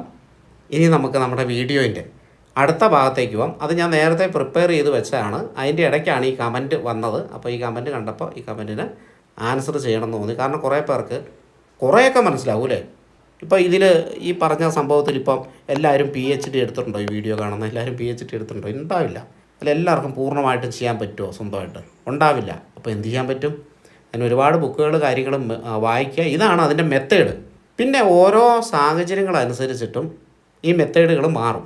ഫോർ എക്സാമ്പിൾ, ട്രംപിൻ്റെ മരണത്തിന് മുമ്പ് പ്രയോഗിക്കുന്ന മെത്തേഡ് ആയിരിക്കില്ല ട്രംപിൻ്റെ മരണശേഷം പ്രയോഗിക്കുന്നത്. ഇപ്പോൾ ഏതാണ്ട് കാര്യം മനസ്സിലായല്ലോ. ആ സമയത്ത് നമ്മൾ ചെയ്യുന്ന സ്ട്രാറ്റജി ഏതാണ്ട് ഇതൊക്കെ തന്നെയായിരിക്കും. പക്ഷേ എത്ര രൂപ അഗ്രസീവായിട്ട് മാറ്റണം. ഇപ്പോൾ ട്രംപിൻ്റെ മരണത്തിന് മുമ്പാണെങ്കിൽ ഹൈ റിസ്ക് ഉള്ള ഫണ്ടിൽ കിടക്കുന്ന പൈസ എന്തെങ്കിലും ഇയാൾ തുറക്കുവാണെങ്കിൽ നമ്മൾ അഗ്രസീവായിട്ട് ലിക്വിഡ് ഫണ്ടിലേക്ക് കൂടുതലായിട്ട് മാറ്റണം. അപ്പോൾ അയാളുടെ മരണത്തിന് ശേഷമാണെങ്കിൽ അത്രയും മാറ്റണ്ട. എന്തെങ്കിലും പ്രശ്നം വന്നാൽ നമ്മൾ ഒരു സേഫ്റ്റിക്ക് വേണ്ടി 1-2 വർഷം നമുക്ക് ചിലവിനുള്ള ക്യാഷ് അത്രയും മാറ്റിയാൽ മതിയാവും. ചിലപ്പോൾ അത് തന്നെ വേണ്ടി വരില്ല. അപ്പോൾ അങ്ങനെ വ്യക്തികളും രാജ്യങ്ങളും ഒക്കെ അനുസരിച്ചിട്ടും സ്ട്രാറ്റജികളും മാറ്റുന്ന എമൗണ്ടുകളും വ്യത്യാസപ്പെട്ടിരിക്കും. അത് നമ്മൾ ക്ലയൻറ്റിനോട് സംസാരിച്ചിട്ടായിരിക്കും മാറ്റുക. അപ്പോൾ അതിനൊരു സൊല്യൂഷനുണ്ട്. ഇനി നമുക്ക് നമ്മുടെ വീഡിയോയുടെ രണ്ടാമത്തെ ഭാഗത്തേക്ക് പോകാം. Hi friends, welcome to share market in Malayalam. ഇന്നത്തെ വീഡിയോയിൽ നമ്മൾ ഡിസ്കസ് ചെയ്യാൻ പോകുന്നത് സിസ്റ്റമാറ്റിക് വിഡ്രോവൽ പ്ലാൻ അഥവാ SWP എന്ന പ്ലാനിനെ പറ്റിയിട്ടാണ്. എല്ലാവർക്കും അറിയാം, ഒരു നിശ്ചിത ഇൻ്റർവെല്ലിൽ, അതായത് മാസത്തിലോ അല്ലെങ്കിൽ ക്വാർട്ടർലിയോ ഒക്കെ നമ്മൾ ഇൻവെസ്റ്റ് ചെയ്ത മ്യൂച്വൽ ഫണ്ടിൽ നിന്ന് നമ്മുടെ ബാങ്ക് അക്കൗണ്ടിലേക്ക് സ്ഥിരമായിട്ട് ഒരു റെഗുലർ ഇൻകം വരുന്ന മെത്തേഡാണ് SWP എന്ന് പറയുന്നത്. അപ്പോൾ ഇതിൻ്റെ വീഡിയോ ഞാൻ ഒരുപാട് ചെയ്തിട്ടുണ്ട്, പല എക്സാമ്പിൾ വെച്ച് ചെയ്തിട്ടുണ്ട്. ഓരോ വീഡിയോയിലും ഓരോ കൺസെപ്റ്റ് അല്ലെങ്കിൽ ഒന്നിൽ കൂടുതൽ കൺസെപ്റ്റുകൾ പറയാനുണ്ടാവും. അതുകൊണ്ട് ഇതെത്ര ചെയ്താലും തീരില്ല. കാരണം ഈ മെത്തേഡ് സാധാരണക്കാർക്ക് ചെയ്യുമ്പോൾ ഒരുപാട് കൺഫ്യൂഷൻസ് ഉണ്ടാവും. ഒറ്റയടിക്ക് ആ കൺഫ്യൂഷൻസ് തീർക്കാൻ പറ്റില്ല എന്നുള്ളത് സത്യമാണ്. മ്യൂച്വൽ ഫണ്ടിനെ പറ്റി നല്ല ധാരണയുള്ള ആൾക്കാർക്ക് മാത്രമേ സ്വന്തമായിട്ട് വളരെ കറക്റ്റായിട്ട് ചെയ്യാൻ പറ്റുള്ളൂ. ആ ധാരണ ഇല്ലാത്തതുകൊണ്ടാണ് ഈ കൺഫ്യൂഷൻ ഒരിക്കലും മാറാത്തത്. മ്യൂച്വൽ ഫണ്ടിനെ പറ്റിയിട്ട് നല്ല ധാരണ വേണം, മാർക്കറ്റ് കണ്ടീഷനെ പറ്റിയിട്ട് നല്ല ധാരണ വേണം, ഇനി വളരാൻ സാധ്യതയുള്ള സെക്ടറുകളെ പറ്റിയിട്ട് നല്ല ധാരണ വേണം. നോർമലി ഇത്രയും അറിവുകൾ പബ്ലിക്കിനുണ്ടാകാൻ സാധ്യതയില്ല. പക്ഷേ അത് ഞാനൊരു തെറ്റായിട്ടല്ല പറയുന്നത്, ഒരിക്കലും അത് തെറ്റുമല്ല. അവരുടെ ഫീൽഡിൽ അവർ പുലികളാണ്. പക്ഷേ എല്ലാവരും ഈ മ്യൂച്വൽ ഫണ്ടിനെ പറ്റിയിട്ട് ഭയങ്കരമായിട്ട് പഠിക്കുന്നില്ലല്ലോ. അതുപോലെ തന്നെ യൂട്യൂബിൽ നിന്ന് കിട്ടുന്ന അറിവിന് ലിമിറ്റേഷനുണ്ട്. നമ്മളൊരു സാധനം പഠിക്കുമ്പോൾ നമ്മളിപ്പോൾ നേഴ്സറി മുതൽ 1ാം ക്ലാസ് മുതൽ 10ാം ക്ലാസ്, +2, ഡിഗ്രി അങ്ങനെയല്ലേ പഠിച്ചു പോകുന്നത്. അപ്പോൾ ചിലപ്പോൾ 8ാം ക്ലാസ്സിൽ ഒരു സാധനമായിരിക്കും നിങ്ങൾ യൂട്യൂബിൽ ഏതെങ്കിലും ഒരു വീഡിയോ ഉണ്ട് പഠിക്കുന്നത്. 7ാം ക്ലാസ്സിലേ ഉണ്ടാവില്ല, 9ാം ക്ലാസ്സിലേ ഉണ്ടാവില്ല. കാരണം അതങ്ങനെയാണ്. അത് യൂട്യൂബേഴ്സിൻ്റെ കുറ്റമല്ല. 1ാം ക്ലാസ്സിലെ സംഭവം പഠിക്കാനായിട്ട് ചിലപ്പോൾ ആൾക്കാർക്ക് താല്പര്യം ഉണ്ടാവില്ല. അപ്പോൾ അതിൻ്റെ വീഡിയോ ചെയ്യുമ്പോൾ അവർ പറയും, ഇത് ഞങ്ങൾക്ക് അറിയാവുന്നതാണ്, വേസ്റ്റ് ഓഫ് ടൈമാണ് എന്ന് പറയും. ചിലപ്പോൾ 10ാം ക്ലാസ്സിൽ നേരിട്ട് ആയിരിക്കും പഠിക്കുന്നത്, അത് ചിലപ്പോൾ അവർക്ക് അറിയത്തുണ്ടാവില്ല. അപ്പോൾ ആ കാര്യങ്ങൾ അവർക്ക് ഇൻട്രസ്റ്റ് ആയിരിക്കും, അവരത് കാണുന്നുണ്ടാവും. പക്ഷേ 9ലെ 8ലെ ഒന്നും പഠിക്കാത്തതുകൊണ്ട് അവർക്കത് പൂർണ്ണമായിട്ടും മനസ്സിലാകണമെന്നില്ല. ഇതാണ് ഈ SWPയിൽ ആളുകൾ ഫേസ് ചെയ്യുന്ന പ്രോബ്ലം. അതിന് സൊല്യൂഷനുണ്ട്. നല്ല എക്സ്പീരിയൻസ് ഉള്ള ഒരു മ്യൂച്വൽ ഫണ്ട് ഡിസ്ട്രിബ്യൂട്ടർ സഹായത്തോടെ നിങ്ങൾക്ക് ചെയ്യാൻ പറ്റും. അപ്പോൾ ഗവൺമെൻറ് അതിനാണ് മ്യൂച്വൽ ഫണ്ട് ഡിസ്ട്രിബ്യൂട്ടർക്ക് ലൈസൻസും കാര്യങ്ങളൊക്കെ കൊടുത്ത് നിലനിർത്തുന്നത് കേട്ടോ. ഇനിയിപ്പോൾ നമ്മുടെ കണ്ടന്റിലേക്ക് കിടക്കാം. എന്താണ് SWP എന്ന് ഞാൻ ആദ്യമേ തന്നെ പറഞ്ഞു കഴിഞ്ഞു. ഇനി SWPൻ്റെ മെക്കാനിസം എന്താണെന്ന് നോക്കാം. ആദ്യത്തെ പോയിന്റ് നമ്മൾ പറഞ്ഞു, ക്വാർട്ടർലിയോ അല്ലെങ്കിൽ മന്ത്ലിയോ ഒരു പർട്ടിക്കുലർ എമൗണ്ട് അവരുടെ ബാങ്ക് അക്കൗണ്ടിലേക്ക് വിഡ്രോ ചെയ്യുന്നു. എങ്ങനെയാണ് ഇത് നടക്കുന്നതെന്ന് ചോദിച്ചു കഴിഞ്ഞിട്ടുണ്ടെങ്കിൽ, നമ്മുടെ മ്യൂച്വൽ ഫണ്ടിൻ്റെ യൂണിറ്റുകൾ സെല്ല് ചെയ്തിട്ടാണ് ഇത് നടക്കുന്നത്. എല്ലാ യൂണിറ്റും സെല്ല് ചെയ്യുന്നില്ല. നമുക്ക് ആവശ്യമുള്ള ക്യാഷ് എത്രയോ അതിന് തത്തുല്യമായ യൂണിറ്റ് മാത്രമാണ് സെല്ല് ചെയ്യുന്നത്. സെല്ല് ചെയ്ത യൂണിറ്റ് പണമാക്കിയിട്ട് നമ്മുടെ ബാങ്ക് അക്കൗണ്ടിലേക്ക് ട്രാൻസ്ഫർ ചെയ്യുന്നു. ബാലൻസ് ഉള്ള യൂണിറ്റ് വളരാനായിട്ട് വിടുന്നു. അതുകൊണ്ട് കൂടുതൽ യൂണിറ്റുകൾ സെല്ല് ചെയ്ത് കഴിഞ്ഞാൽ വളർച്ചയെ ബാധിക്കും. അപ്പോൾ ഇതുകൊണ്ട് കുറച്ച് ബെനിഫിറ്റ്സ് ഒക്കെ ഉണ്ട്. ഇപ്പോൾ റിട്ടയർമെൻറ്റ് പ്ലാൻ ചെയ്യുന്നവർക്ക് ഇത് ചെയ്യാം. എഡ്യൂക്കേഷണൽ എക്സ്പെൻസ് മീറ്റ് ചെയ്യാൻ വേണ്ടിയിട്ട് ഇത് ചെയ്യാം. മറ്റൊരു ഇൻകം കിട്ടാനായിട്ട് ഇത് ചെയ്യാം. അസറ്റ് അലോക്കേഷൻസ് വേണ്ടിയിട്ട് ചെയ്യാം. ടാക്സ് എഫിഷ്യൻ്റായിട്ട് വിഡ്രോവൽ ചെയ്യണമെങ്കിലും ഇത് ചെയ്യാം. അതായത് ഇതൊരു ടാക്സ് എഫിഷ്യൻ്റ് ആണ് കേട്ടോ. അതെങ്ങനെയാണെന്ന് നമുക്ക് വഴിയെ മനസ്സിലാവും. അഡ്വാൻറ്റേജ് ആൻഡ് ഡിസഡ്വാൻറ്റേജ്, അപ്പോൾ ഈ കാര്യങ്ങൾ നോക്കുമ്പോൾ നമുക്ക് കുറേ കാര്യങ്ങൾ കൂടി മനസ്സിലാവും. ഇത് വളരെയധികം ശ്രദ്ധിച്ച് കേട്ടിരിക്കണം, എന്തൊക്കെയാണ് അഡ്വാൻറ്റേജ് എന്നുള്ളതും ഡിസഡ്വാൻറ്റേജ് എന്നുള്ളതും. ഒന്ന്, ഇൻവെസ്റ്റേഴ്സിന് റെഗുലറായിട്ടൊരു ക്യാഷ് ഫ്ലോ ഇതിൽ നിന്ന് ലഭിക്കുന്നുണ്ടാവും. എല്ലാ മാസവും അല്ലെ ക്വാർട്ടറിലും അവർക്ക് ഒരു പൈസ മ്യൂച്വൽ ഫണ്ടിൽ നിന്ന് അവരുടെ ബാങ്ക് അക്കൗണ്ടിൽ ലഭിക്കുന്നുണ്ടാവും. നമ്മുടെ മ്യൂച്വൽ ഫണ്ടിൻ്റെ വളർച്ചയുടെ നിരക്ക് നമ്മുടെ വിഡ്രോവൽ നിരക്കിൻ്റെ മുകളിലാണെങ്കിൽ നമ്മുടെ ക്യാപിറ്റൽ കൂടി വളരുന്നുണ്ടാവും. അതായത് നമ്മൾ ഇൻവെസ്റ്റ്മെൻറ്റ് ചെയ്തല്ലോ ആദ്യമേ, അപ്പോൾ ആ ഇൻവെസ്റ്റ്മെൻറ്റ് വളരുന്നതിൻ്റെ നിരക്ക് വിഡ്രോവൽ നിരക്കിന് കൂടുതലാണെങ്കിൽ ആ ക്യാപിറ്റൽ കൂടി വളരുന്നുണ്ടാവും. അത് നമുക്ക് ലാസ്റ്റ് സൈഡിൽ മനസ്സിലാക്കാം, എത്രത്തോളം വളരുന്നുണ്ട് എന്നുള്ളതൊക്കെ മനസ്സിലാക്കാൻ പറ്റും. പിന്നെ ഇത് ടാക്സ് എഫിഷ്യൻ്റ് ആണെന്ന് പറഞ്ഞു. അതിന് കാരണം എങ്ങനെയാണെന്ന് വെച്ചാൽ, നമ്മളിപ്പോൾ 1 കോടി രൂപ ഇൻവെസ്റ്റ് ചെയ്തിട്ട് 50,000 രൂപയാണ് വിഡ്രോ ചെയ്യുന്നതെങ്കിൽ, ഈ വിഡ്രോ ചെയ്യുന്ന എമൗണ്ടിന് മാത്രം ടാക്സ് കൊടുത്താൽ മതി. ഇനി ഈ വിഡ്രോ ചെയ്യുന്ന സാധനം തന്നെ ടാക്സ് എഫിഷ്യൻ്റ് ആയിട്ടുള്ള മ്യൂച്വൽ ഫണ്ടുകളുണ്ട്. പക്ഷേ അതിന് ലോക്കിംഗ് പീരീഡ് ഉണ്ട്. അപ്പോൾ 3 വർഷം കഴിഞ്ഞിട്ടുള്ള വിഡ്രോവൽ മാത്രമേ അതിൽ ചെയ്യാവുള്ളൂ. 3 വർഷമാണ് ലോക്കിംഗ് പീരീഡ്. അപ്പോൾ നമ്മൾ കുറച്ച് എമൗണ്ട് അതിലിട്ട് കഴിഞ്ഞിട്ടുണ്ടെങ്കിൽ അങ്ങനെ ഒരു ടാക്സ് നമുക്ക് സേവ് ചെയ്യാൻ പറ്റുന്നുണ്ടാവും. പിന്നെ long time capital gain tax അനുസരിച്ച്, ഇപ്പോഴത്തെ റൂൾ അനുസരിച്ചിട്ട് 1.25 ലക്ഷം രൂപ ഇക്വിറ്റി പ്രോഫിറ്റിന് ടാക്സ് ഇല്ല. അപ്പോൾ ആ ഒരു ബെനിഫിറ്റ് കിട്ടുന്നുണ്ടാവും. പിന്നെ ഈ 1 കോടി രൂപയ്ക്കും നമ്മൾ ടാക്സ് കൊടുക്കേണ്ട, മറിച്ച് ആ വിഡ്രോ ചെയ്യുന്ന എമൗണ്ടിന് ടാക്സ് കൊടുത്താൽ മതി. ഇപ്പോൾ 1 കോടി രൂപ FD ഇടുവാണെങ്കിൽ എല്ലാ വർഷവും ഈ 1 കോടി രൂപയ്ക്ക് ടാക്സ് കൊടുക്കണം. അതിൽ നിന്ന് കിട്ടുന്ന റിട്ടേൺ അനുസരിച്ച് ടാക്സ് കൊടുക്കണം. വിഡ്രോ ചെയ്യുന്ന എമൗണ്ടിലുള്ള ലാഭത്തിന് ടാക്സ് കൊടുത്താൽ മതി എന്നുള്ളതുകൊണ്ട് ഇത് ടാക്സ് എഫിഷ്യൻറ്റും കൂടിയാണ്. ഇനി ഡിസഡ്വാൻറ്റേജ് എന്താണെന്ന് നോക്കാം. ഒന്ന്, നോട്ട് ഗ്യാരണ്ടീഡ്. ഈ റിട്ടേൺ എന്ന് പറയുന്ന ഒരു ഗ്യാരണ്ടീഡ് റിട്ടേൺ അല്ല. ശരിക്കും പറഞ്ഞാൽ നമുക്ക് വിഡ്രോ ഒക്കെ അങ്ങനെ ചെയ്യാൻ പറ്റും. നമ്മുടെ ക്യാപിറ്റൽ തീരുന്നവരെ വിഡ്രോ ചെയ്യാൻ പറ്റും. പക്ഷേ നമ്മൾ ഇപ്പോൾ ഇൻവെസ്റ്റ് ചെയ്യുന്ന മ്യൂച്വൽ ഫണ്ടിന് വളർച്ച അല്ലെങ്കിൽ മറ്റൊരു ഫണ്ടിലേക്ക് മാറ്റേണ്ടതുണ്ടാവും. അപ്പോൾ എന്തായാലും അവിടെ ഒരു മാർക്കറ്റ് റിസ്ക് ഉണ്ട്. നോർമലി ഒരു MFD അത് വളരെയധികം കാൽക്കുലേറ്റ് ചെയ്തിട്ടായിരിക്കും ഇൻവെസ്റ്റ്മെൻറ്റ് സ്പ്ലിറ്റ് ആയിട്ടായിരിക്കും ചെയ്യുന്നത്. അതുകൊണ്ട് അത്ര വലിയൊരു പ്രശ്നം ഉണ്ടാകാറില്ല.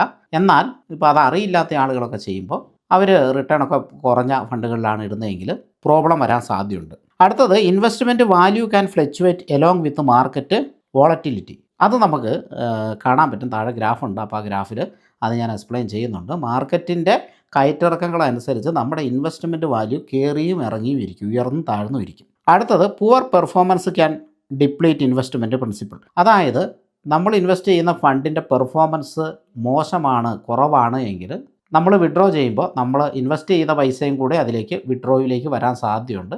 അതായത് ഇൻവെസ്റ്റ്മെൻറ്റ് വാല്യൂ കുറയാൻ സാധ്യതയുണ്ട്.